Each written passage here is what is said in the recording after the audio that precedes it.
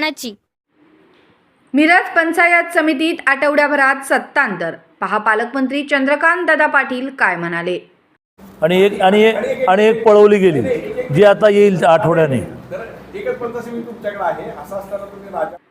विरोधकांनी पळवापळवी करून याचे त्याचे सदस्य गोळा करून मिरज पंचायत समिती आमच्याकडून पळवली. ती आता पुढील आठवड्यात आमच्याकडे पुन्हा येईल.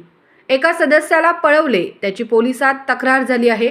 काही जणांना अटक झाली आहे, तर काही जण लपून बसले आहेत.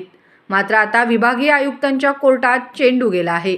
काय होईल ते मी सांगण्याची आवश्यकता नाही, असे सांगत मिरज पंचायत समितीत लवकरच सत्तांतर होऊन पुन्हा भाजपची सत्ता स्थापन होणार असल्याचे सूतोवाच जिल्ह्याचे पालकमंत्री चंद्रकांत दादा पाटील यांनी केले.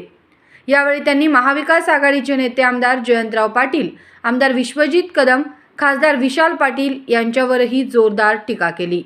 पाहूया पालकमंत्री चंद्रकांत दादा पाटील मिरज पंचायत समितीतील राजकीय परिस्थितीबाबत काय बोलले.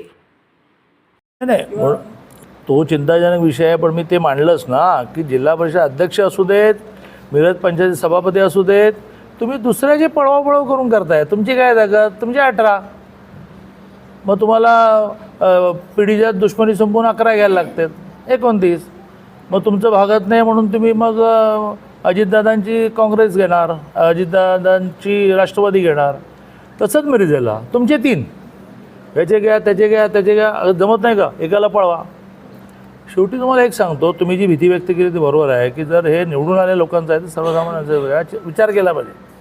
पण तुम्हाला आणखीन एक सांगतो, पूर्वी आपण काय म्हणायचो की ह्या जन्मी पुण्य करा, पुढच्या जन्मी चांगला जन्म मिळेल. आता संपलं.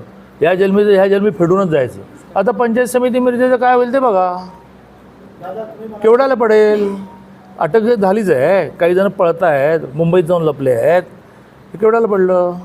म्हणजे मग तुम्ही सामान्य म्हणून आनंदीवर काय बघायला लागलं तर ती स्टेज आली. आता ती स्टेज आली की ह्याच जन्मी फेडाफेड करूनच जायचं.